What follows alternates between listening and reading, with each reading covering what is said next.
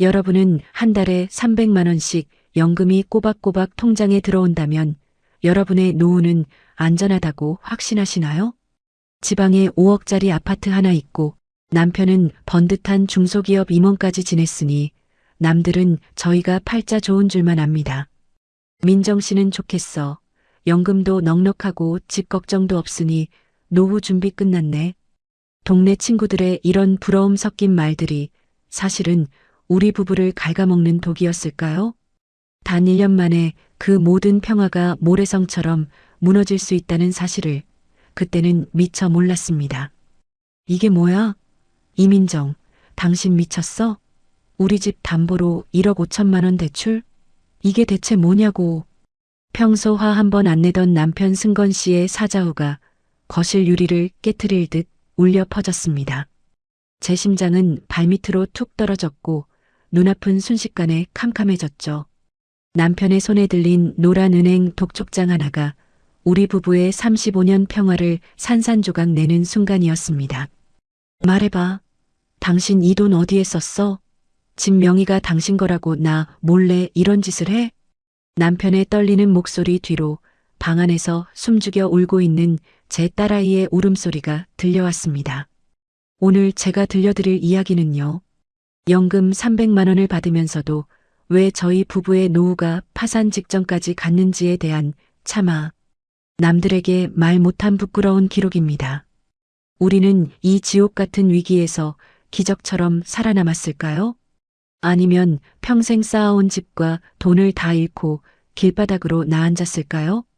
혹시 지금 여러분 곁에도 엄마 이번 한 번만 도와줘라고 말하는 자녀가 있지는 않나요? 아니면 퇴직 후에도 예전 직급에 갇혀 씀씀이를 줄이지 못하는 남편 때문에 소갈이하고 계시나요? 그렇다면 오늘 제 이야기를 끝까지 들어보셔야 합니다. 제 이야기가 끝날 때쯤이면 여러분은 노후에 가장 경계해야 할 사람이 누구인지, 그리고 내 소중한 자산을 지키는 법이 무엇인지 뼈저리게 느끼시게 될 겁니다. 그런데 말이에요. 사실 저도 처음부터 이런 대담한 짓을 하려던 건 아니었습니다. 그저 자식 사랑이 조금 지나쳤을 뿐이고 남편의 체면을 지켜주고 싶었을 뿐이었죠. 하지만 그 사소한 배려가 어떻게 1억 5천만 원이라는 거대한 빚더미로 변했는지 지금부터 하나씩 풀어보겠습니다. 아직 끝이 아닙니다. 우리 부부가 받은 300만 원이라는 돈이 어쩌면 저희에게는 가장 큰 저주였을지도 모릅니다. 돈 앞에 장사 없고 자식 앞에 부모 없다는 그 무서운 진실. 그 비극의 시작은 이혼하고 돌아온 제 하나뿐인 딸아이였습니다. 과연 저는 왜 남편 몰래 그 큰 돈을 대출받아야만 했을까요? 그리고 그 돈은 정말 딸아이의 희망이 되었을까요? 자, 그럼 한때는 우아했던 우리 집 거실이 왜 아수라장이 되었는지 그 지옥 같았던 첫 번째 날부터 말씀드려 볼게요. 남편 승건 씨가 30년 넘게 몸담았던 직장에서 퇴직하던 날, 저희는 서로 손을 맞잡고 참 많이도 울었습니다. 여보, 정말 고생 많았어. 이제 우리 걱정 없이 살자. 그때만 해도 저희 앞날에 먹구름이 낄 거라곤 상상도 못했죠. 남편의 퇴직금과 그동안 부어온 국민연금, 그리고 노후를 위해 따로 준비했던 개인연금까지 싹 합쳐보니 매달 우리 통장에 300만 원이라는 돈이 찍히더라고요. 여러분, 한 달에 300만 원이면 노부부 둘이 먹고 살기에 차고 넘치는 돈이라고 생각하시죠? 저도 처음에는 계산기를 두드려보며 안도했습니다. 이 정도면 가끔 여행도 다니고 손주들 용용돈도 넉넉히 줄 수 있겠다. 하지만 막상 퇴직 생활이 시작되니까요. 현실은 제가 생각했던 것과는 완전히 달랐습니다. 300만 원이라는 돈은 통장을 스쳐 지나가는 숫자에 불과했거든요. 일단 가장 큰 문제는 남편의 임원 자존심이었습니다. 회사 문을 나선 지 2년이 넘었는데도 승건 씨의 머릿속은 여전히 이 상무 시절에 멈춰 있었거든요. 예전 회사 후배들이나 지인들에게 연락이 오면 기어이 나가서 밥값을 본인이 다 내야 직성이 풀리는 거예요. 내가 상사였는데 어떻게 얻어먹냐. 아직 이 정도 낼 능력은 돼. 한 번 나가면 소고기에 술값까지 20만 원, 30만 원 쓰는 건 우스웠죠. 여기에 품위 유지한다며 골프 모임은 또 왜 그리 빠지지 않는지. 제가 옆에서 여보, 이제 우리 형편 생각해서 조금 줄이자라고 하면 오히려 버럭 화를 내며 자존심을 세웠습니다. 그런데 말이에요. 진짜 문제는 남편의 씀씀이만이 아니었습니다. 매달 고정적으로 나가는 지출들이 숨통을 조여오기 시작했거든요. 5억짜리 아파트 관리비에 나이 들수록 늘어가는 부부 보험료, 거기에 경조사비까지 합치니 연금 300만 원은 순식간에 바닥을 드러냈습니다. 모아둔 비상금은 야금야금 줄어드는데 남편은 여전히 통장이 넉넉한 줄만 알고 있었죠. 혹시 여러분 주변에도 퇴직하고 나서도 예전 씀씀이 못 버리는 남편 때문에 밤마다 가계부 적으며 한숨 쉬는 분 계신가요? 그 마음 제가 누구보다 잘 압니다. 사실 이때까지만 해도 저는 아꼈으면 어떻게든 되겠지라고 믿었습니다. 우리 집엔 빚도 없고 비록 지방이지만 5억짜리 아파트 명의도 제 앞으로 되어 있었으니까요. 하지만 인생은 제 예상과 완전히 다르게 흘러갔습니다. 평온하던 우리 집에 차마 거절할 수 없는 거대한 풍랑이 들이닥친 건 바로 그때였죠. 시집가서 잘 사는 줄만 알았던 하나뿐인 딸아이가 돌도 안 된 손주. 녀석을 등에 업고 현관문 앞에 서 있었거든요. 엄마, 나 이제 어떻게 해?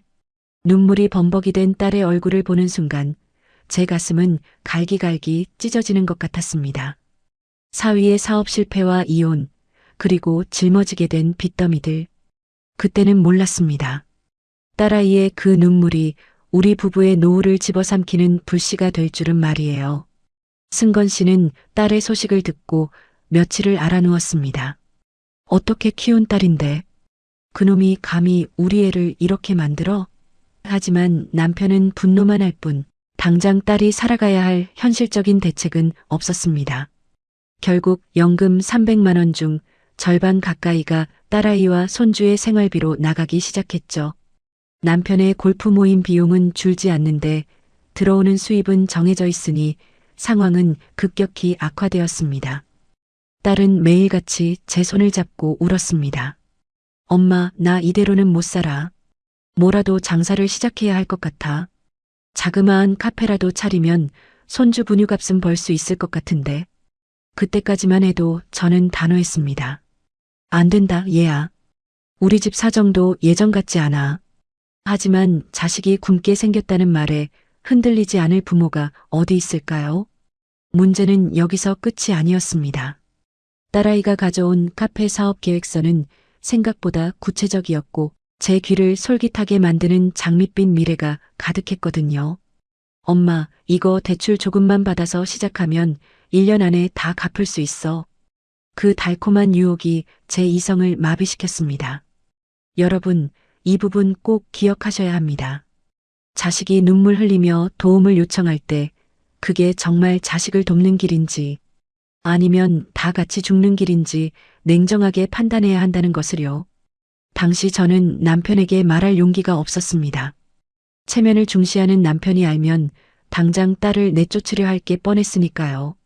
결국 저는 제 명의로 된 아파트를 담보로 생전 처음 보는 거액의 대출을 알아보기 시작했습니다. 그래, 집이 4명이니까 승건 씨 몰래 잠깐만 빌려 쓰고 갚으면 되겠지. 생각처럼 쉽지 않을 거라는 예감이 머릿속을 스쳤지만 당장 눈앞에 닥친 딸의 고통을 외면할 수가 없었습니다. 보험 하나 해약하는 것도 벌벌 떨던 제가 어떻게 1억 5천만 원이라는 거금을 대출받을 용기를 냈을까요? 그리고 그 결정이 가져온 진짜 재앙은 무엇이었을까요? 이게 다가 아니었습니다. 진짜 위기는 제가 대출금 1억 5천만 원을 딸의 손에 쥐어준 그날부터 시작되었거든요. 과연 그 돈은 딸아이의 희망이 되었을까요? 아니면 우리 부부를 낭떠러지로 밀어버린 마지막 한 걸음이 되었을까요? 제 명의로 된 아파트를 담보로 1억 5천만 원이라는 거금을 대출받던 날 은행 문을 나서는데 다리가 후들거려서 근처 벤치에 한참을 앉아 있었습니다. 내 손으로 우리 부부의 유일한 안식처에 빗장을 지른 것 같아 심장이 터질 것처럼 두근거렸거든요. 하지만 그 돈을 받아들고 아이처럼 기뻐하는 딸아이의 얼굴을 보니 잠시나마 그래, 이게 엄마지. 내가 잘한 거야라는 착각이 들었습니다. 엄마, 걱정하지 마. 내가 이 돈으로 진짜 대박 터뜨려서 이자도 내가 다 내고 원금도 금방 갚을게. 나만 믿어. 딸의 그 호기로운 약속을 믿고 싶었습니다. 아니, 믿어야만 제가 미치지 않고 버틸 수 있었죠. 그런데 말이에요. 세상 일이라는 게 제 마음처럼만 흘러가지는 않더라고요. 딸아이는 번듯한 카페를 차려야 손님이 온다며 지방치고는 꽤 비싼 상권의 권리금까지 줬가며 자리를 잡았습니다. 인테리어니 집기니 하며 1억 5천만 원이라는 돈은 순식간에 녹아내렸고 카페가 문을 열기도 전에 이미 통장 잔고는 바닥을 보이고 있었습니다. 문제는 여기서 끝이 아니었습니다. 매달 꼬박꼬박 돌아오는 대출 이자가 생각보다 훨씬 무거웠거든요. 연금 300만 원 중에서 남편이 쓰는 돈과 생활비를 빼고 나면 그 비싼 이자를 감당할 여유가 우리 부부에게는 전혀 없었습니다. 결국 저는 남편 승건 씨 몰래 제 비상금과 보험까지 해약해가며 매달 돌아오는 이자, 날짜를 막아내기 시작했습니다. 당신 요새 반찬이 왜 이래? 생선 한 토막이 없네. 식탁에 앉은 남편이 투덜거릴 때마다 저는 가슴이 철렁 내려앉아 숟가락을 놓아야만 했습니다. 자존심 강한 남편은 여전히 밖에서 후배들에게 소고기를 사고 수십만 원씩 하는 골프 모임 회비를 내고 있었거든요. 집안에 1억 5천만 원이라는 시한폭탄이 돌아가고 있는데 가장인 남편은 아무것도 모른 채 임원 출신의 품위만 유지하고 있었던 겁니다. 솔직히 말하면 그때 남편에게 다 털어놓고 싶었습니다. 하지만 당신이 자식 망쳤다라고 소리칠 남편의 얼굴이 무서워 입을 뗄 수가 없었죠. 여기서 중요한 게 하나 있습니다. 혹시 여러분 중에 A 연금 300만 원이나 받는데 그 정도가 왜 힘들어? 라고 생각하시는 분 계신가요? 그 300만 원이 온전히 우리 부부의 생활비였다면 참 좋았을 겁니다. 하지만 딸아이와 손주의 생활비까지 저희가 대고 있었잖아요. 거기에 1억 5천만 원 대출 이자까지 더해지니 실질적으로 저와 남편이 쓸 수 있는 돈은 한 달에 50만 원도 채 안 되었습니다. 나중에 알았는데요. 딸아이는 카페 매출이 나오지 않자 저 몰래 또 다른 곳에 손을 벌리고 있었습니다. 예상과 완전히 달랐습니다. 카페만 열면 금방이라도 부자가 될 것 같던 딸아이의 호언장담은 개업. 석 달 만에 처참한 현실로 다가왔거든요.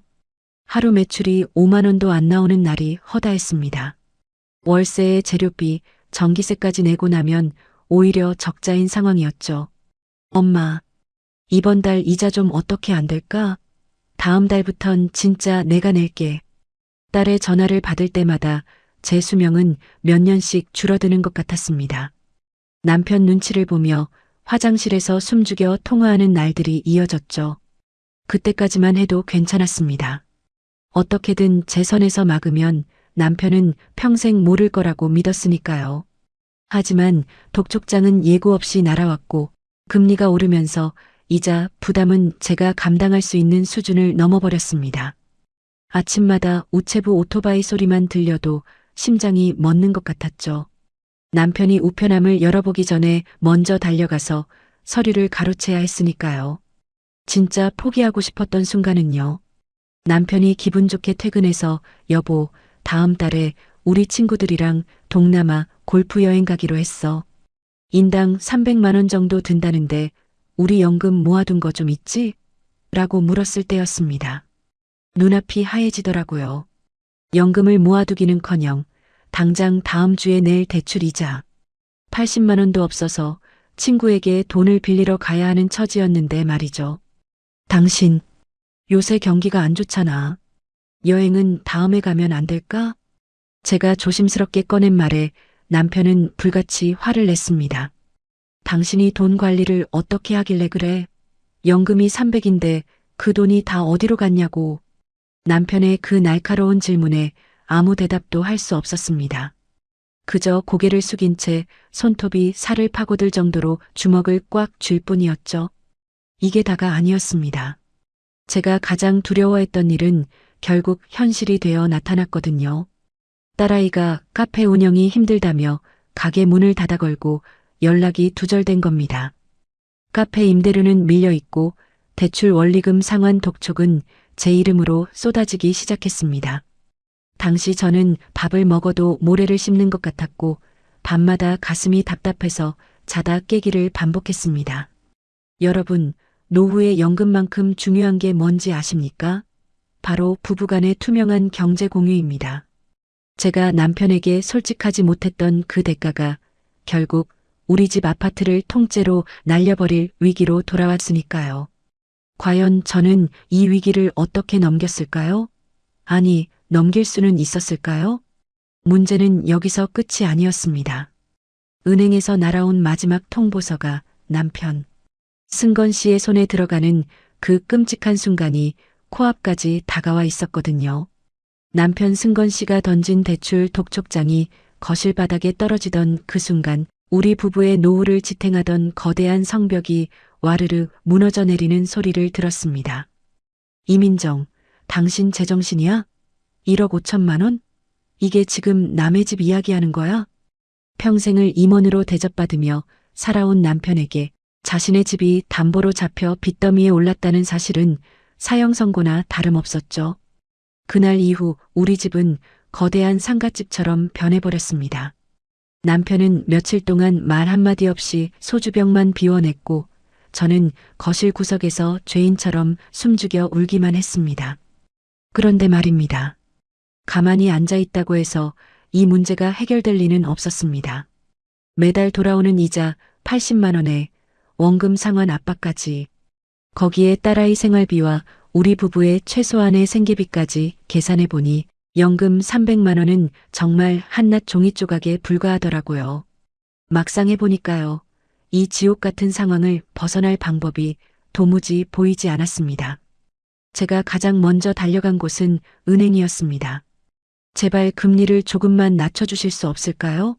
저희가 지금 형편이 너무 어려워서 그럽니다. 하지만 은행원의 대답은 차가웠습니다.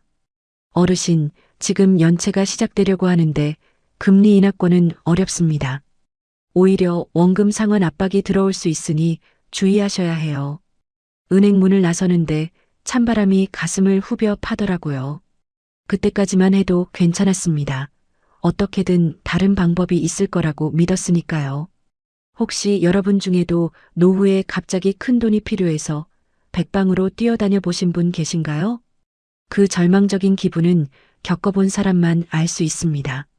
저는 염치불고하고 여기저기 지원금이나 복지 혜택이 있는지 알아보기 시작했습니다. 주민센터에 가서 노인 일자리가 있는지 혹은 긴급 생계 지원을 받을 수 있는지 물어보고 다녔죠. 알고 보니 그게 아니었습니다.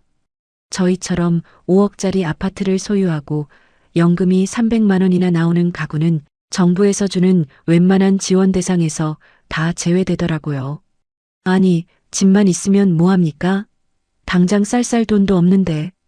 주민센터 직원에게 소리를 지르고 싶었지만 그저 고개를 숙이고 돌아 나올 수밖에 없었습니다. 여기서 중요한 게 하나 있어요. 노후에 자산이 독이 될 수 있다는 사실을 그때 뼈저리게 느꼈습니다. 서류상으로는 부자인데 실제로는 빚 이자에 허덕이며 하루하루 말라가는 하우스 푸어의 삶. 그게 바로 우리 부부의 현실이었거든요. 생각처럼 쉽지 않았어요. 남편 승건 씨를 설득해서 다시 일터로 보내는 일말입니다. 내가 명색이 임원 출신인데 지금 가서 경비나 주차 관리를 하라고? 차라리 굶어 죽고 말지. 남편의 그 대단한 자존심은 1억 5천만 원이라는 빚 앞에서도 꺾이지 않았습니다. 저는 눈물로 호소했습니다. 여보, 우리 딸 살리려다 우리 둘 다 길바닥에 나앉게 생겼어. 제발 정신 좀 차려요. 지금 자존심이 문제야? 순간 마음이 철렁했습니다. 남편이 처음으로 제 앞에서 눈물을 보였거든요. 내가 평생을 어떻게 살았는데 노후에 이런 꼴을 보려고 그 고생을 했나? 남편의 그 떨리는 어깨를 보며 저도 함께 울었습니다. 하지만 울음만으로는 해결되는 게 아무것도 없었죠. 우리는 머리를 맞대고 해결책을 찾기 시작했습니다. 남편은 예전 인맥을 동원해서 작은 일자리라도 알아보기로 했고, 저는 아파트 단지 안에서 할 수 있는 파트타임 일을 찾기로 했습니다. 여기에 주택연금이라는 것도 진지하게 고민해 보기 시작했습니다. 비록 대출이 껴있어서 쉽지는 않겠지만 그게 우리 부부의 마지막 동아줄이 될 수도 있다는 생각이 들었거든요. 아직 남은 게 있었어요. 바로 연락이 두절되었던 딸아이의 소식이었습니다. 다 된 줄 알았는데요. 딸아이가 보낸 문자 메시지 한 통에 제 희망은 다시 산산조각이 났습니다. 엄마, 미안해. 나 사실 카페 말고도 대출이 더 있어. 사채업자들이 집으로 찾아갈지도 몰라. 세상에. 1억 5천만 원이 끝이 아니었던 겁니다.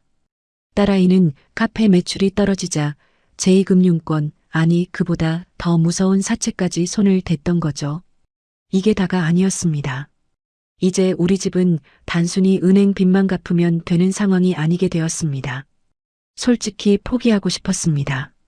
아파트 현관문 밖에서 낯선 남자들의 목소리가 들리기 시작했을 때 저는 정말로 베란다 창문을 열고 뛰어내리고 싶은 심정이었습니다. 이것만으론 부족했습니다. 우리 부부가 아무리 발버둥을 쳐도 자식이 파놓은 그 거대한 구멍은 메워질 기미가 보이지 않았거든요. 여러분, 이 부분 꼭 기억하세요. 노후의 가장 큰 적은 외부의 적이 아니라 내가 가장 사랑하는 자식일 수 있다는 그 잔인한 진실을요. 그래도 첫 번째 희망은 남편의 변화였습니다. 그 자존심 강하던 승건 씨가 다음 날 아침 낡은 양복을 꺼내 입고 집을 나섰거든요. 내가 어떻게든 일자리 구해올게. 당신은 집 잘 지키고 있어. 남편의 그 뒷모습을 보며 저는 다시 한번 주먹을 꽉 쥐었습니다. 그래, 우리 둘이 힘 합치면 어떻게든 되겠지. 하지만 문제는 여기서 끝이 아니었습니다. 남편이 일자리를 구하러 나간 사이 우리 집 초인종을 거칠게 누르는 불청객들이 찾아왔거든요. 과연 그들은 누구였을까요? 그리고 딸아이가 숨긴 진짜 빚의 액수는 대체 얼마였을까요? 아직 제가 말씀드리지 못한 더 끔찍한 진실이 그날 오후 우리 집 거실에서 펼쳐지기 시작했습니다.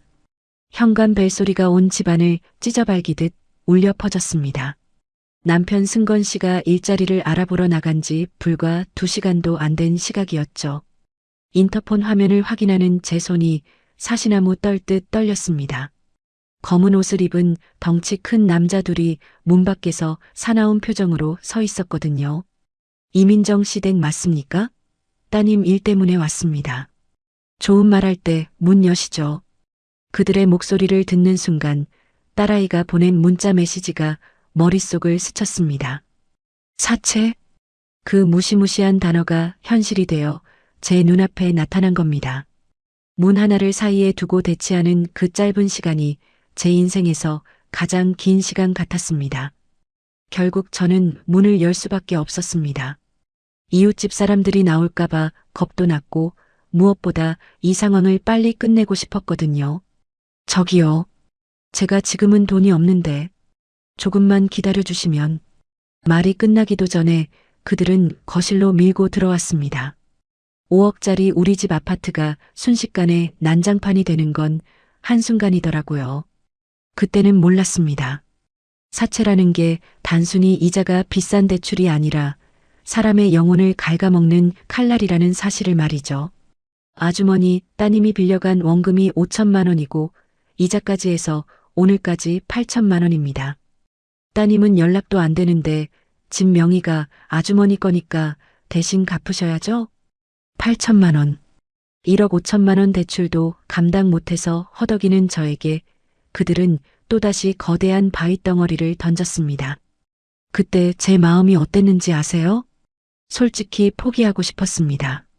아니, 차라리 이 자리에서 심장이 멎었으면 좋겠다는 생각뿐이었죠. 거실 소파에 앉아 담배를 피우며 집안을 훑어보는 그들의 눈빛에 평생 일궈온 제 삶이 난도질 당하는 기분이었습니다. 나중에 알았는데요. 딸아이는 카페 운영 자금이 모자라자 제1금융권 대출이 막히자마자 이런 무서운 곳에 손을 댔던 겁니다. 그것도 엄마인 제 인감도장을 몰래 가져다가 보증을 세운 채로 말이죠. 나중에 승건 씨가 퇴근해서 이 광경을 보면 어떻게 될까 그 생각에 눈앞이 아득해졌습니다. 그런데 문제는 그 다음이었어요. 남편 승건 씨가 현관문을 열고 들어온 겁니다. 어깨가 축 처진 채로 아침에 입고 나갔던 양복에 흙먼지를 묻힌 모습이었죠. 이게 다 무슨 일이야? 당신들 누구야? 남편의 고함에 사채업자들은 오히려 비웃으며 서류를 내밀었습니다. 그 자존심 강하던 남편이 자신의 집 거실에서 낯선 남자들에게 멱살을 잡히는 모습을 보는 건 제 가슴을 칼로 도려내는 것보다 더 아픈 일이었습니다. 한참을 실랑이 하던 끝에 남편이 그들에게 무릎을 꿇었습니다. 제발 한 달만 시간을 주십시오. 어떻게든 갚겠습니다. 부탁입니다. 제 아내 앞에서 이러지 마세요.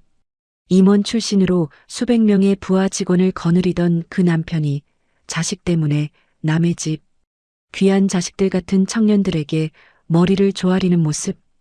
혹시 이런 광경 상상해 보셨나요? 남자들은 한 달이라는 기한을 남기고 떠났습니다. 아수라장이 된 거실에서 우리 부부는 한동안 아무 말도 하지 못했습니다.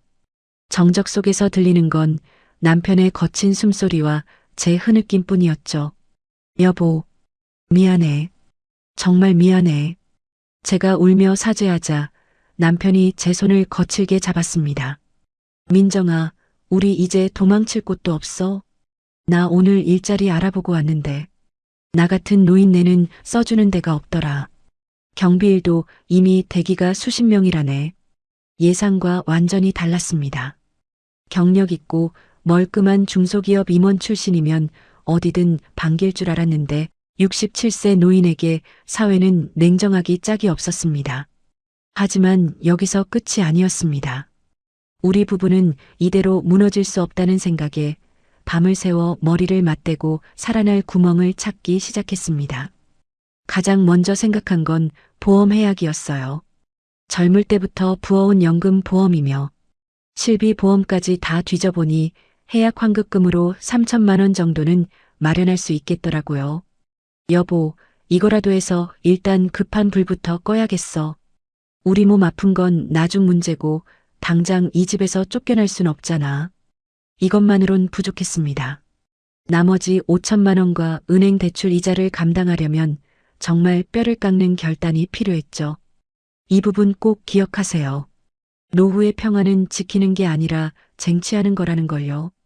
저희는 지방에 있는 이 5억짜리 아파트를 내놓기로 했습니다. 평생을 모아 장만한 우리 부부의 긍지였던 이 집을 말이죠. 하지만 대출이 껴있고 경기가 안 좋아서 당장 팔릴 리가 없었습니다. 그때까지만 해도 괜찮았습니다. 어떻게든 버티면 팔리겠지 하는 막연한 희망이 있었거든요.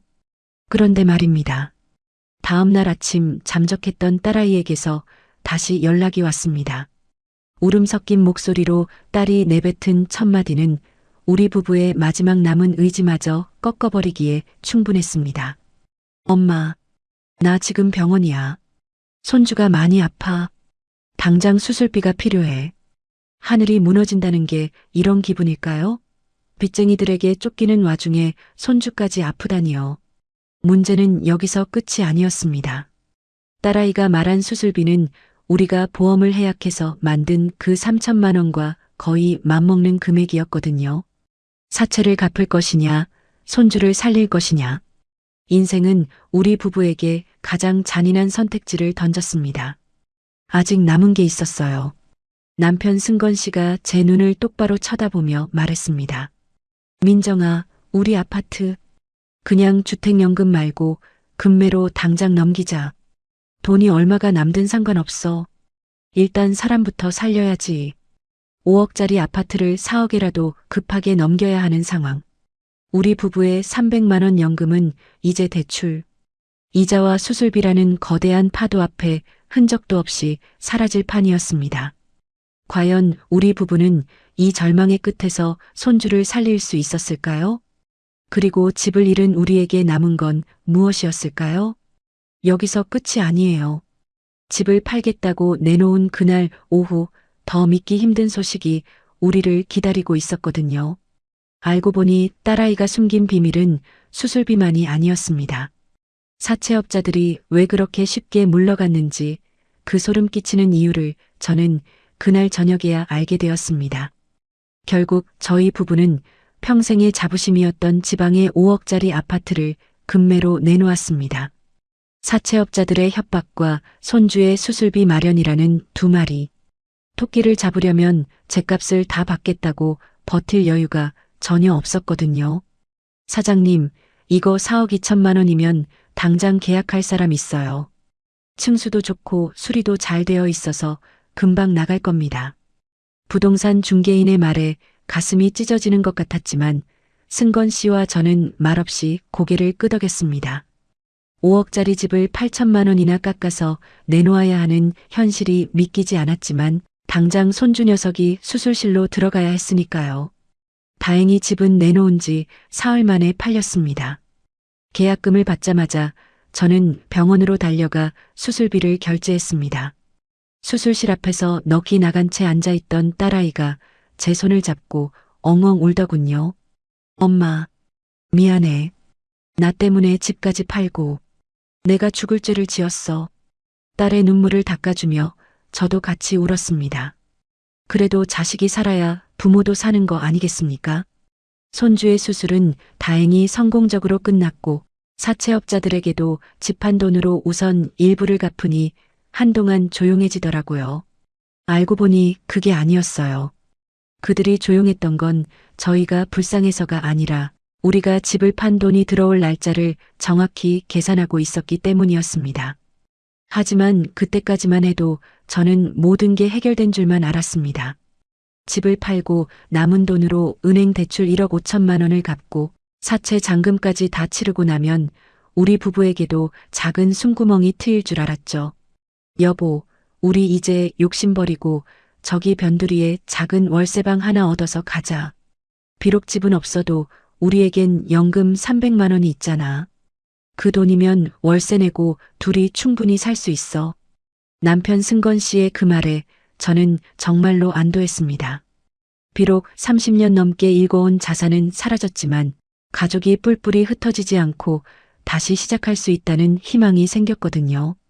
여러분, 혹시 이런 분 계신가요? 이 정도면 잘 해결된 거 아니야? 라고 생각하시는 분들 말이죠.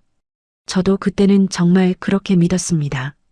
매달 들어오는 300만 원의 연금은 여전히 든든한 동아줄 같았고 딸아이도 정신을 차리고 다시 일을 알아보겠다고 약속했으니까요. 우리는 이사를 준비하며 하나둘 짐을 정리했습니다. 크고 화려했던 가구들을 중고로 처분하고 남편의 골프채도 제 명품 가방도 다 팔아치웠습니다. 몸집을 줄이니 마음이 한결 가벼워지는 기분까지 들더라고요. 여기서 중요한 게 하나 있습니다. 폭풍이 지나간 자리에 평화가 찾아왔다고 느낄 때가 가장 위험하다는 사실입니다. 저희는 새로운 삶을 꿈꾸며 보증금 2천만 원에 월세 50만 원짜리 작은 집을 계약했습니다. 이사를 일주일 앞둔 날 남편과 저는 빈 거실에 앉아 소주 한 잔을 기울였습니다. 민정아, 우리 참 험하게 살았다. 그래도 이제 빚도 다 갚고 마음 편히 발 뻗고 자자. 그때 남편의 그 웃음 섞인 목소리가 아직도 귓가에 쟁쟁합니다. 문제는 여기서 끝이 아니었습니다. 우리가 미처 예상하지 못했던 복병이 가장 평온하다고 믿었던 그 순간에 우리를 기다리고 있었거든요. 나중에 알았는데요. 딸아이의 카페 폐업 처리가 완벽하게 끝난 게 아니었습니다. 밀린 임대료와 전기세, 그리고 아르바이트생들의 밀린 임금까지 우리가 갚아준 1억 5천만 원과 사채 8천만 원은 빙산의 일각에 불과했습니다. 이사 전날 법원에서 날아온 서류 한 장이 제 손에 들렸을 때 저는 정말로 세상이 무너지는 기분을 다시 한번 느꼈습니다. 엄마, 사실 카페 보증금도 이미 압류됐어. 나 어떡해? 나 감옥 가는 거야? 딸아이의 비명 같은 전화를 받으며 저는 그대로 주저앉았습니다. 생각처럼 쉽지 않았어요. 자식의 허물을 부모가 어디까지 덮어줄 수 있을지, 그리고 그 끝에 무엇이 기다리고 있을지 생각하니 온몸에 소름이 돋았습니다. 이게 다가 아니었습니다. 집을 판 잔금이 들어오는 날, 은행에서 걸려온 전화 한 통은 우리 부부의 마지막 희망까지 짓밟아 버렸습니다. 어르신, 죄송합니다만 따님이 예전에 어머니 인감을 몰래 가져가서 다른 곳에도 보험 약관 대출을 받으셨더라고요. 그 이자가 연체되어 지금 잔금에서 강제 상환 처리되었습니다. 하늘이 노랗게 변한다는 말이 무슨 뜻인지 그때 알았습니다. 우리가 월세 보증금으로 쓰려고 남겨두었던 그 푼돈마저 딸아이가 파놓은 함정에 빠져 흔적도 없이 사라진 겁니다. 솔직히 포기하고 싶었습니다. 아니, 딸아이가 무서워지기까지 하더라고요. 내 배 아파 낳은 자식이지만 어떻게 부모의 목줄을 이렇게까지 쥘 수 있는지 원망스러웠습니다. 하지만 아직 남은 게 있었어요. 가장 큰 반전은 사채업자들이 왜 그렇게 쉽게 물러갔는지에 대한 이유였습니다. 알고 보니 그게 아니었어요. 사채업자들은 우리 아파트 잔금을 노린 게 아니라 남편과 제가 평생 받을 연금을 담보로 잡으려고 계획하고 있었던 겁니다. 아주머니, 집 팔고 남은 돈으로는 부족한 거 아시죠?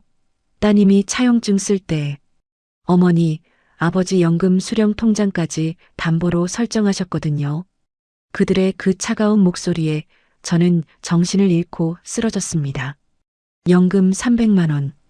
우리 부부의 마지막 목숨줄 같았던 그 돈까지 이미 딸아이의 손에 의해 남의 주머니로 들어갈 준비가 되어 있었던 겁니다. 과연 우리 부부는 이 절망의 구렁텅이에서 빠져나올 수 있었을까요?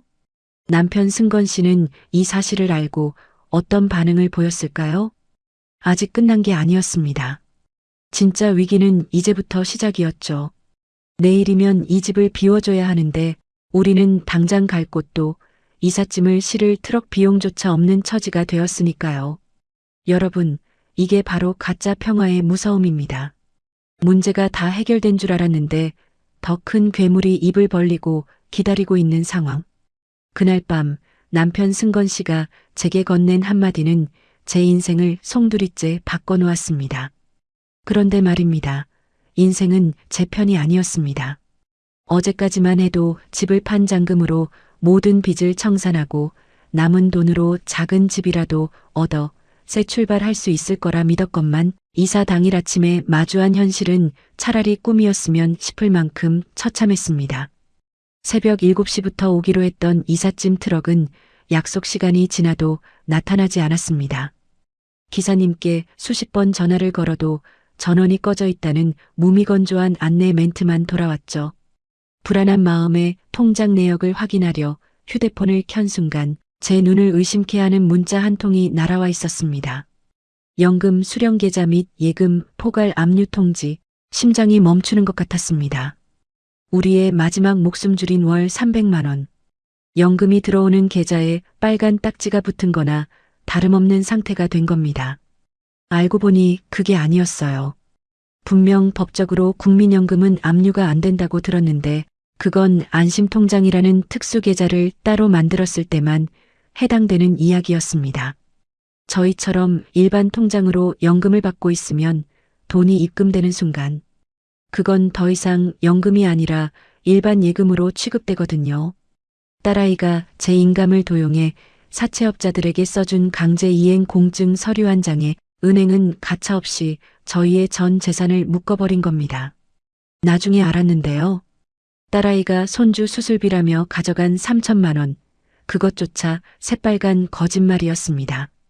불길한 예감에 아이가 입원했다던 대학병원에 전화를 걸어보니 제 손주 이름으로 된 환자는 애초에 등록조차 되어 있지 않았습니다. 자식이 부모의 등을 치기 위해 아픈 손주의 생명까지 담보로 사기를 친 겁니다. 그 돈을 들고 딸은 이미 연락을 끊고 잠적해버렸습니다. 옆에서 이 모든 상황을 듣고 있던 남편 승건 씨의 얼굴이 순식간에 잿빛으로 변했습니다. 민정아, 우리 딸이 정말 우리한테 이랬단 말이냐? 평생을 당당하게 살아온 남편의 목소리가 힘없이 갈라지더니 이내 가슴을 움켜쥐고 거실 바닥으로 쓰러졌습니다. 입가에는 거품이 고이고 눈동자는 위로 뒤집히기 시작했죠. 저는 비명을 지르며 119에 전화를 걸었습니다. 여보, 정신 차려요. 제발. 응급실로 실려가는 구급차 안에서 저는 남편의 차가워진 손을 잡고 울부짖었습니다. 하지만 현실은 슬퍼할 시간조차 주지 않았습니다. 병원에 도착해 응급처치를 받는 도중에도 제 휴대폰은 쉴 새 없이 울려댔거든요. 집을 산 새 주인이 이사 트럭을 몰고 아파트 앞에 도착했다며 당장 짐을 빼라고 소리를 지르고 있었습니다. 남편은 중환자실 입원 여부를 결정해야 하는 위급한 상황인데 저는 당장 이삿짐 트럭 비용 80만 원조차 결제할 수 없는 처지가 된 겁니다. 혹시 여러분 가장 믿었던 자식에게 모든 것을 빼앗기고 길바닥에 나앉는 기분 느껴보셨나요? 저는 그날 대학병원 응급실 복도 차가운 의자에 앉아 제 인생이 난도질당하는 기분을 느꼈습니다. 그런데 문제는 여기서 끝이 아니었습니다. 남편이 응급실에서 사투를 벌이는 사이 사채업자들이 아파트에 들이닥쳐 유치권 행사를 한다며 현관문에 쇠사슬을 감아버렸습니다. 딸아이가 집을 팔기 직전에 이 집을 담보로 또 다른 사채를 쓴 업자들이었죠. 새 집주인은 돈 다 치렀는데 이게 무슨 짓이냐며 경찰을 불렀고 현장은 아수라장이 되었습니다. 법적으로 복잡하게 꼬여버린 상황 속에서 우리 부부의 짐은 쓰레기처럼 아파트 복도에 내던져졌습니다. 솔직히 포기하고 싶었습니다. 그냥 이대로 남편 옆에서 같이 숨이 멎었으면 좋겠다는 무서운 생각도 들었죠. 하지만 그때까지만 해도 괜찮았습니다. 어떻게든 법적으로 대응하면 길이 있을 거라 믿었거든요. 알고 보니 그게 아니었습니다. 딸아이가 제 명의로 보험 약관 대출을 받은 것도 모자라 남편 승건 씨의 이름으로 허위 사업자 대출까지 받아놨더라고요. 이제 우리 부부는 단순히 돈을 잃은 피해자가 아니라 수억 원의 빚을 짊어진 채 법적 분쟁의 중심에 선 피의자 신세가 되어 있었습니다. 자식이라는 이름의 칼날이 우리 부부의 노후를 정확히 도려내고 있었던 겁니다. 여기서 중요한 게 하나 있습니다. 노후의 자산 관리를 자식에게 맡기거나 명의를 공유한다는 건 내 목숨줄을 남의 손에 쥐어주는 것과 같다는 사실을 전 너무 늦게 알았습니다. 의사 선생님은 남편이 급성 스트레스로 인한 뇌출혈이라며 당장 수술이 필요하다고 했습니다. 하지만 입원 보증금과 수술비를 결제해야 할 제 카드는 이미 한도 초과로 정지되어 있었습니다. 저는 병원 원무가 앞에 무릎을 꿇었습니다. 임원 부인 소리를 들으며 우아하게 살던 제가 단돈 몇백만 원이 없어서 낯선 사람들에게 머리를 조아리고 있었습니다. 선생님, 제발 살려주세요. 제가 연금이 월 300만 원씩 나오는 사람입니다. 제발 수술만 해주시면 어떻게든 갚겠습니다. 제 처절한 몰골이 불쌍해 보였는지 병원 측의 배려로 긴급 수술은 들어갔지만 제 마음은 이미 시커멓게 타버린 뒤였습니다. 밤새 수술실 앞을 지키며 저는 텅 빈 지갑과 딸아이가 남긴 짧은 문자 한 통을 번갈아 보았습니다. 엄마 미안해. 나 찾지 마. 나도 살아야겠어. 살아야겠다는 딸의 그 말이 부모는 죽어도 상관없다는 말처럼 들려 가슴이 난도질 당했습니다. 문제는 여기서 끝이 아니었습니다. 다음 날 아침 수술을 마친 남편이 중환자실로 옮겨졌을 때 아파트 관리소에서 연락이 왔습니다. 복도에 내놓은 우리 짐들을 당장 치우지 않으면 폐기 처분하겠다는 통보였습니다. 평생을 모아온 가구들, 남편의 훈장, 우리 가족의 추억이 담긴 앨범들이 길거리 쓰레기 취급을 받고 있었습니다. 생각처럼 쉽지 않았어요. 남편은 병실에 누워있고 저는 갈 곳도 없는데 짐을 어디로 옮겨야 할지 막막했습니다. 저는 결국 짐의 90%를 포기했습니다. 남편의 낡은 정장 한 벌과 제 옷가지 몇 개, 그리고 당장 필요한 약봉지만 챙겨 가방 2개를 꾸렸습니다. 60 중반의 나이에 제가 마주한 건 5억짜리 아파트가 아니라 낯선 모텔방의 차가운 천장이었습니다. 친척들에게 전화를 돌려봤지만 이미 저희 집 파산 소식을 들었는지 다들 바쁘다며 전화를 끊었습니다. 평소 그렇게 가깝게 지내던 이웃들도 제 연락을 피하더라고요. 과연 우리 부부는 이 절망의 구덩이에서 기어 올라올 수 있었을까요? 단돈 1만 원도 마음대로 쓸 수 없는 압류 통장을 손에 쥐고 제가 할 수 있는 건 아무것도 없었습니다. 아직 제가 다 말하지 못한 것이 남아 있습니다. 우리가 모든 것을 잃었다고 생각한 그 순간 응급실 복도에서 생각지도 못한 인물을 만나게 되었거든요. 그날 밤 의식을 되찾은 남편. 승건 씨가 제 손을 잡으며 내뱉은 첫 마디는 제 영혼을 송두리째 흔들어 놓았습니다. 남편 승건 씨를 응급실로 보내놓고 복도 의자에 앉아 밤을 꼴딱 새웠습니다. 머릿속으로는 수만 가지 계산이 오갔죠. 집을 4억 2천만 원에 팔았고 은행 대출 1억 5천만 원이랑 사채 8천만 원을 다 갚기로 했으니 그래도 우리 손에 1억 9천만 원은 남아야 하잖아. 그 돈이면 남편 병원비 내고 작은 월세방 보증금은 충분히 하고도 남지. 그때까지만 해도 저는 희망의 끈을 놓지 않았습니다. 비록 딸아이가 사고를 쳤어도 평생 일궈온 집값이 있는데 설마 길바닥에 나앉기야 하겠나 싶었거든요. 하지만 날이 밝자마자 달려간 부동산과 법무사 사무실에서 저는 차가운 현실의 벽에 부딪혔습니다. 어르신, 지금 잔금을 드릴 수가 없어요. 따님이 집 팔기 일주일 전에 어머니 인감을 도용해서 또 다른 개인 채권자들에게 이중으로 설정을 걸어놨더라고요. 지금 그 사람들이 법원에 공탁금 압류 신청을 다 걸어버렸습니다. 내 집을 팔았는데 내 돈을 제 마음대로 쓸 수가 없다는 겁니다. 분명히 5억짜리 아파트를 팔아서 빚을 다 갚았는데 서류상으로는 남은 돈이 0원이나 다름없는 상황이 된 거죠. 나중에 알았는데요. 딸아이는 제가 생각했던 것보다 훨씬 더 치밀했습니다. 이미 집을 팔기로 결정한 순간부터 부모의 남은 재산까지 탈탈 털어갈 계획을 세우고 있었던 겁니다. 집을 산 새 주인은 분쟁에 휘말리기 싫다며 잔금을 법원에 공탁해버렸고 그 돈을 찾으려면 짧게는 1년, 길게는 수년이 걸리는 소송을 해야 한다는 말을 들었을 때 제 눈앞은 다시 캄캄해졌습니다. 그런데 문제는 여기서 끝이 아니었습니다. 당장 오늘 오후까지 남편의 입원비와 검사비 중간 정상금 350만 원을 결제하라는 문자가 날아왔거든요. 연금 300만 원이 들어오는 통장은 이미 사채업자들이 가압류를 걸어놔서 단돈 1원도 인출할 수 없는 상태였죠. 혹시 이런 분 계세요? 설마 나라에서 연금은 지켜주지 않나? 라고 믿고 싶은 분들 말입니다. 저도 그랬습니다.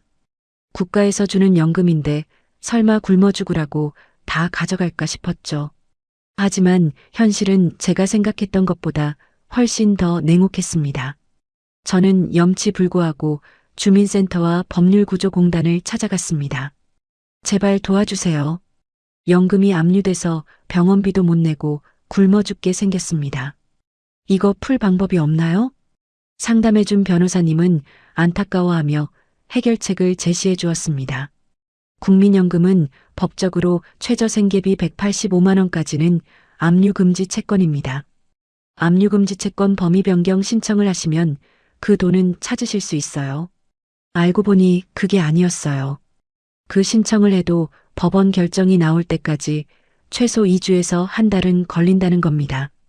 당장 오늘 밤 잘 곳도 없고 남편 병원비도 내야 하는데 법은 너무나 멀고 현실의 칼날은 너무나 가까웠습니다. 막상 해보니까요. 평소 그렇게 가깝게 지내던 친척들도 돈 이야기만 나오면 목소리부터 달라지더라고요.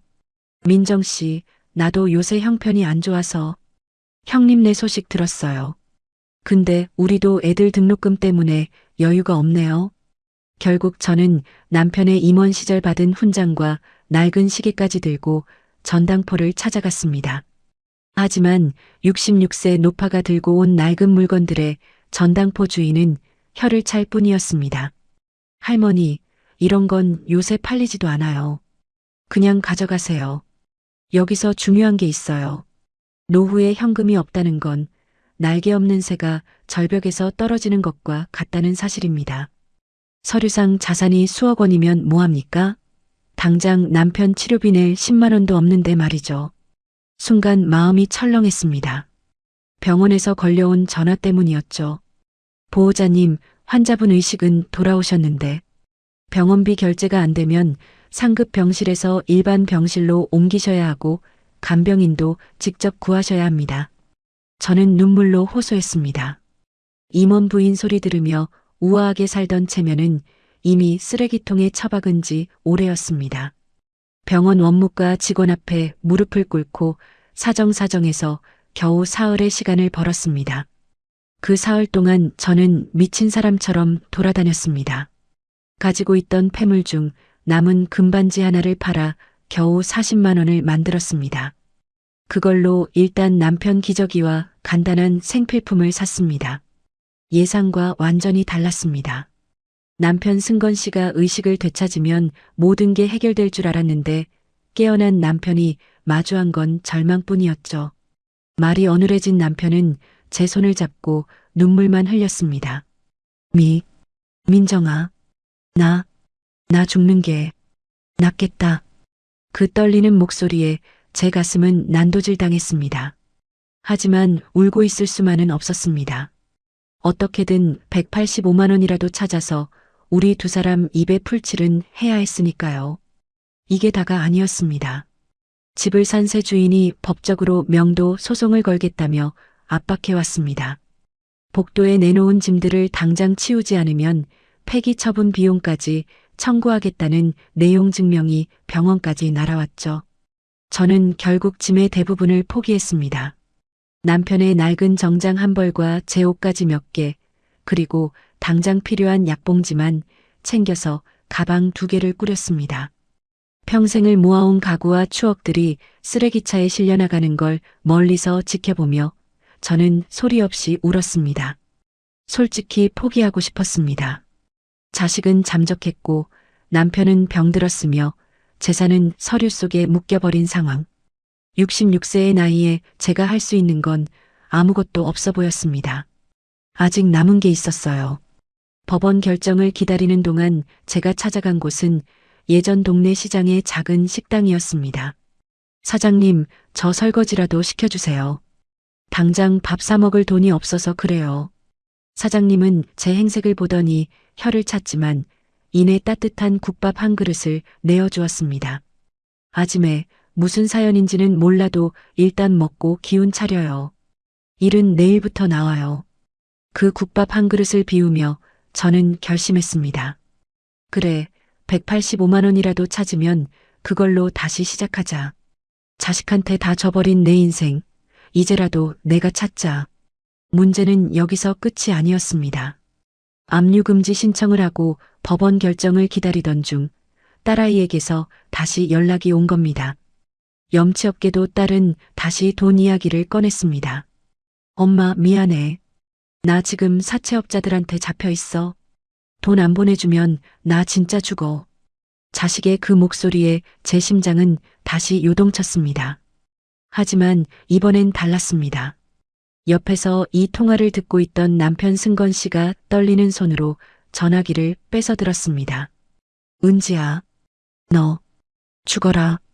우리도 이미 죽었다. 남편의 그 처절한 한마디에 전화기 너머는 정막에 휩싸였습니다. 부모 자식 인연을 칼로 베어내는 듯한 그 고통을 견디며 우리 부부는 서로의 마른 손을 잡았습니다. 여러분, 노후의 5억짜리 아파트보다 더 무서운 게 뭔지 아십니까?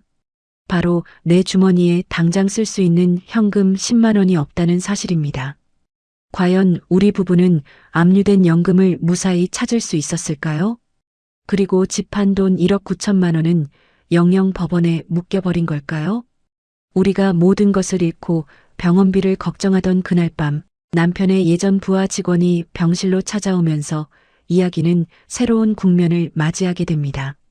식당 주방에서 10시간 넘게 산더미처럼 쌓인 불판을 닦고 나면 손가락 마디마디가 전기에 감긴 것처럼 찌릿거렸습니다. 66세 평생 물 한 방울 안 묻히고 산 건 아니었지만 돈을 벌기 위해 남의 집 설거지를 한다는 건 상상도 못했던 일이었죠. 매일 밤 퇴근길에 병원 들러 남편 기저귀 갈아주고 나면 제 몸은 이미 제 것이 아니었습니다.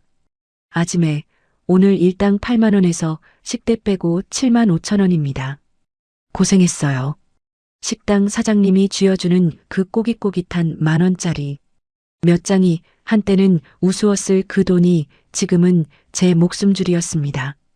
임원 부인 소리 들으며 백화점에서 몇십만 원짜리 옷을 고민 없이 사던 시절이 마치 전생의 일처럼 멀게만 느껴졌습니다.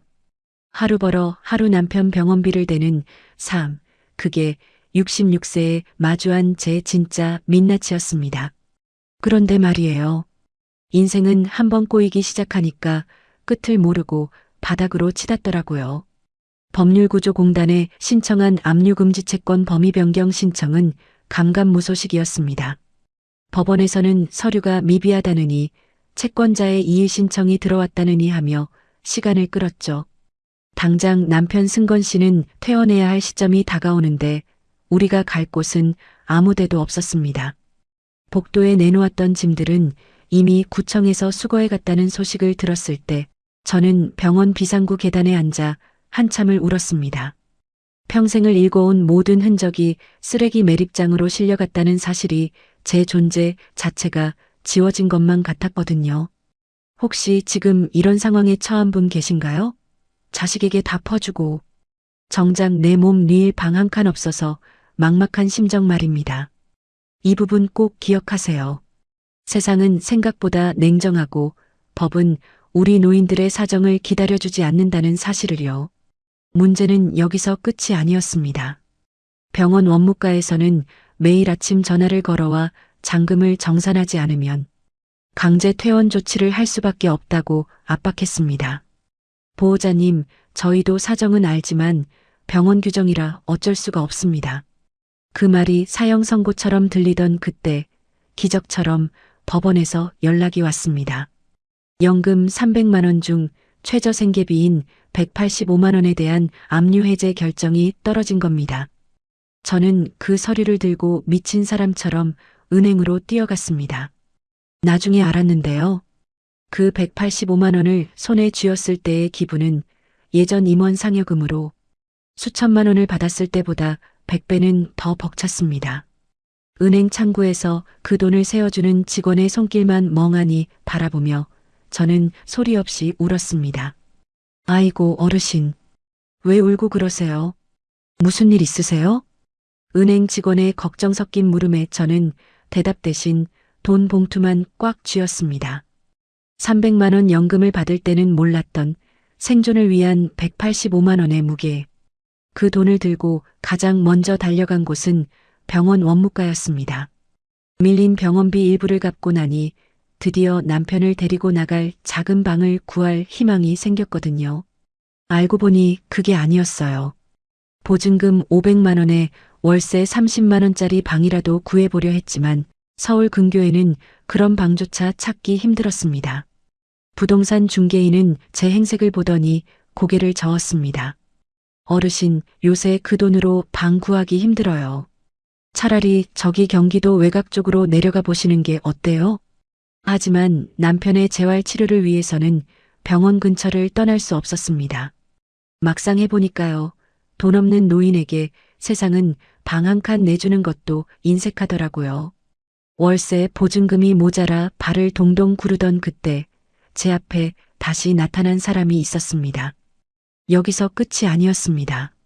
지난번에 병실을 찾아왔던 남편의 옛 부하 직원 김 실장이 이번에는 구체적인 도움을 주겠다고 나선 겁니다. 사모님, 제 친구가 운영하는 다세대 주택에 빈 방이 하나 있습니다. 보증금은 나중에 여유 되실 때 주시고 일단 상무님 모시고 들어가세요. 경기도 변두리의 낡은 빌라 4층, 엘리베이터도 없는 곳이었지만 저에게는 궁전보다 더 소중했습니다. 김 실장은 남편을 업어서 4층까지 올려다 주었고 저는 텅 빈 방바닥을 걸레로 닦으며 다시 살아야겠다고 다짐했습니다. 남편 승건 씨는 휠체어에 앉아 창밖을 보며 어눌하게 말했습니다. 정아, 미안. 하다. 나 때문에. 이 고생을. 여보, 미안하다는 말 하지 마요. 우리 이제 185만 원으로 시작하는 거야. 둘이 아껴 쓰면 밥은 안 굶어. 나 이제 식당 일도 익숙해졌어. 남편의 마른 손을 잡으며 저는 억지로 웃어 보였습니다. 사실 무릎도 쑤시고 허리도 끊어질 것 같았지만 제가 무너지면 우리 부부는 정말 끝이라는 걸 알았으니까요. 생각처럼 쉽지 않았어요. 난생 처음 해보는 시장 설거지 일에 손은 퉁퉁 불어터지고 집에 돌아오면 남편의 재활운동을 도와주느라 눈 붙일 틈도 없었습니다. 여기에 딸아이의 사채업자들은 여전히 제 연락처를 어떻게 알아냈는지 협박 문자를 보내왔죠. 솔직히 포기하고 싶었습니다. 밤마다 딸아이가 제 목을 조르는 꿈을 꾸다 깨면 식은땀이 온몸을 적셨습니다. 자식 때문에 전 재산을 날리고 이 나이에 남의 집 불판을 닦아야 하는 현실이 너무나 억울해서 창고에 숨어 입을 틀어막고 울기도 참 많이 울었습니다. 여기서 중요한 게 하나 있습니다. 노후에 가장 무서운 건 가난이 아니라 고립이라는 사실입니다. 김 실장 같은 조력자가 없었다면 저희는 정말 서울역 노숙자가 되었을지도 모릅니다. 우리는 조금씩 현실에 적응해 갔습니다. 연금 185만 원 중 월세 30만 원, 남편 약값 40만 원을 빼고 나면 남는 건 115만 원. 거기에 제 일당을 합치면 그럭저럭 두 사람 입에 풀칠은 할 수 있었습니다. 비록 예전처럼 소고기를 먹거나 골프를 치러 다닐 수는 없었지만 남편과 마주 앉아 된장찌개 하나 놓고 먹는 저녁 식사가 세상에서 가장 달콤하더라고요. 하지만 문제는 여기서 끝이 아니었습니다. 우리가 겨우 숨을 돌릴 만하니까 법원에서 또 다른 서류가 날아왔습니다. 딸아이가 제 명의로 받은 대출이 일반 사채뿐만 아니라 사기 사건에 연루되어 있다는 소식이었죠. 예상과 완전히 달랐습니다. 단순히 돈만 갚으면 끝나는 줄 알았는데 이제는 제가 피의자 신분으로 조사를 받아야 한다는 겁니다. 딸아이가 제 신분증으로 대포 통장을 만들고 노인 대상 투자 사기 일당과 손을 잡았다는 사실을 알게 되었을 때 저는 정말로 딸아이의 심장을 도려내고 싶을 만큼 증오심이 솟구쳤습니다. 아침에 경찰서에서 출석하라고 연락 왔는데 어쩔 거예요? 김 실장이 걱정스러운 눈빛으로 물었습니다. 저는 남편의 낡은 구두를 닦으며 차갑게 대답했습니다. 가야지. 가서 다 말할 거야. 내 딸이 아니라 내 인생을 망친 범죄자라고. 과연 저는 경찰서에서 딸아이의 죄를 낱낱이 밝힐 수 있었을까요? 그리고 우리 부부의 명의로 된 그 억울한 빚더미에서 벗어날 수 있었을까요? 우리가 정착한 이 작은 월세방에 어느 날 밤늦게 누군가 문을 두드렸거든요. 저는 그 문을 여는 순간 제 인생의 마지막 남은 일말의 동정심조차 버려야 했습니다. 그날 밤 문 앞에 서 있던 그 인물은 저에게 가장 잔인하고도 명확한 선택을 강요했습니다. 야심한 밤, 낡은 빌라의 철문을 두드리는 소리는 예리한 칼날처럼 제 심장을 파고들었습니다. 인터폰 너머로 보이는 건 그토록 증오하면서도 한편으론 매일 밤 무사하길 빌었던 제 딸아이 은지였습니다. 몰골이 말이 아니더라고요. 명품 가방은 어디 갔는지 때 절은 옷차림에 얼굴은 퉁퉁 부어 있었습니다. 엄마, 나 좀 살려줘. 갈 곳이 없어. 경찰들이 나 찾고 있단 말이야. 현관문을 열자마자 제 발치를 붙잡고 통곡하는 딸을 보며 제 안에 무언가가 차갑게 식어가는 것을 느꼈습니다. 예전 같았으면 같이 울며 등을 쓰다듬었겠지만 그날은 달랐습니다.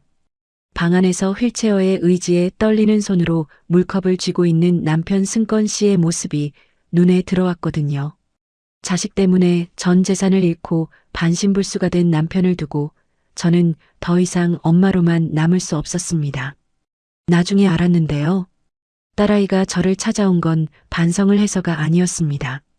사기 일당들에게 버림받고 갈 곳이 없어지자 최후의 보루로 부모의 연금 185만 원이라도 뜯어내려 했던 거였죠.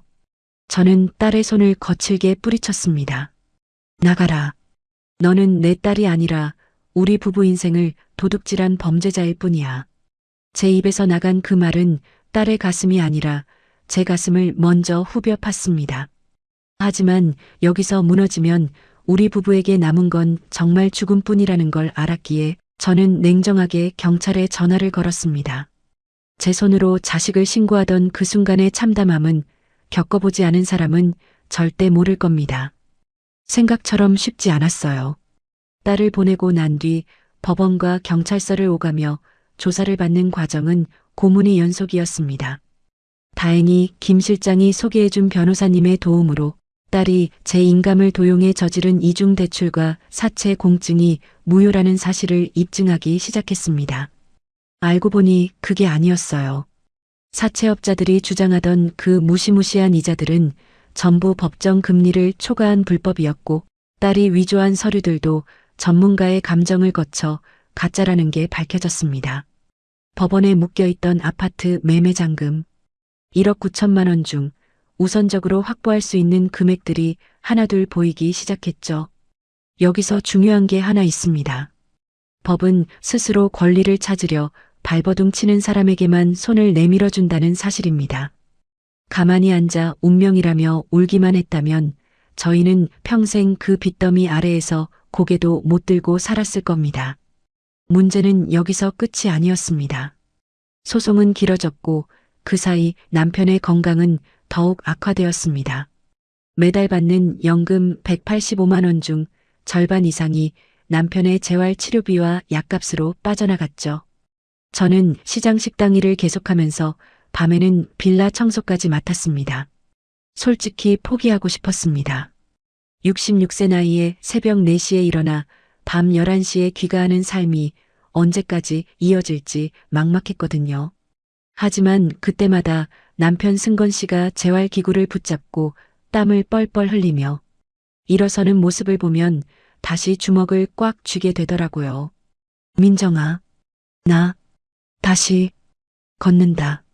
내가 당신 고생 끝내줄게. 어눌한 말투였지만 남편의 그 의지가 저를 버티게 하는 지원금보다 더 큰 힘이 되었습니다.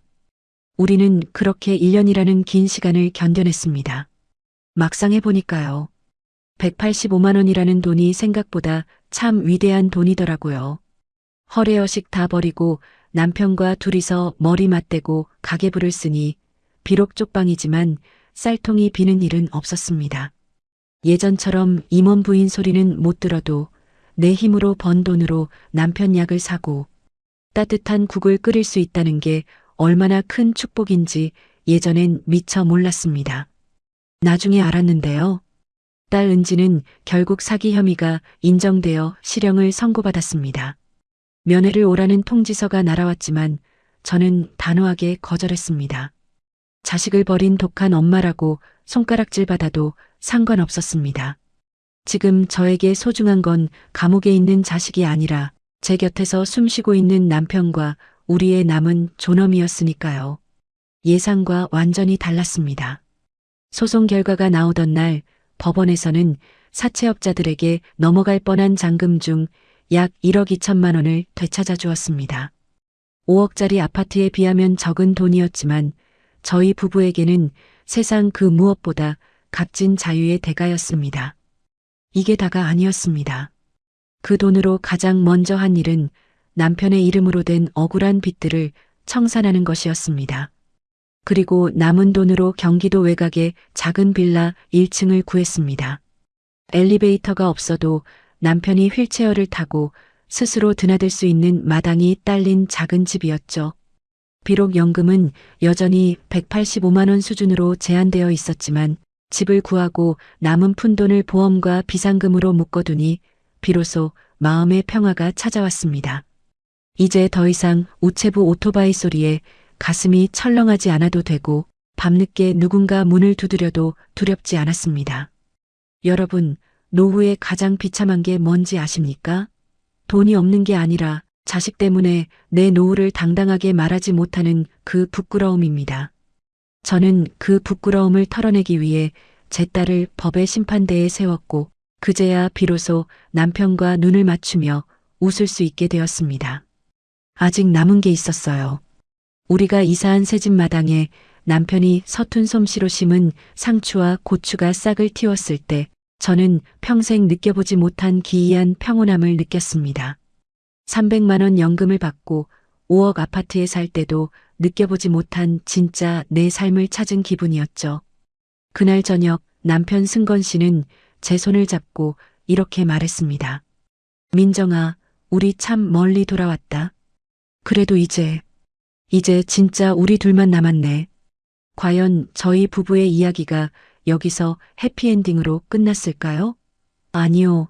인생은 여전히 진행 중입니다. 하지만 한 가지 확실한 건 저희는 이제 그 어떤 태풍이 불어와도 무너지지 않을 단단한 뿌리를 내렸다는 사실입니다. 제가 이 지옥 같은 시간을 건너오며 뼈저리게 느낀 시니어들이 노후 자금을 지키기 위해 반드시 알아야 할 현실적인 조언들을 정리해 드리겠습니다. 다시는 저 같은 사람이 나오지 않길 바라는 마음으로 제 가슴 속에 묻어두었던 마지막 진심을 전해 드릴게요. 지옥 같았던 시간이 지나고 이제는 경기도 외곽의 작은 1층 빌라에서 남편과 단둘이 아침을 맞이합니다. 마당에 심은 상추가 제법 파릇파릇해졌고 남편 승건 씨는 이제 지팡이 없이도 집안을 천천히 걸어 다닐 수 있게 되었죠. 매달 통장에 찍히는 185만 원의 연금과 제가 파트타임으로 벌어오는 푼돈. 예전에 300만 원에 비하면 초라한 액수지만 지금의 저희는 그 어느 때보다 단단하고 평온합니다. 딸 은지의 소식은 가끔 들려오는 재판 결과로만 접하고 있습니다. 면회도 가지 않고 편지도 읽지 않지만 밤마다 가슴 한구석이 아릿해오는 건 어쩔 수 없는 부모 마음인가 봅니다. 하지만 저는 그 마음을 억지로라도 누르려 노력합니다. 자식이라는 이름에 덫에 걸려 내 인생 전체를 도륙당하는 일 한 번이면 족하니까요.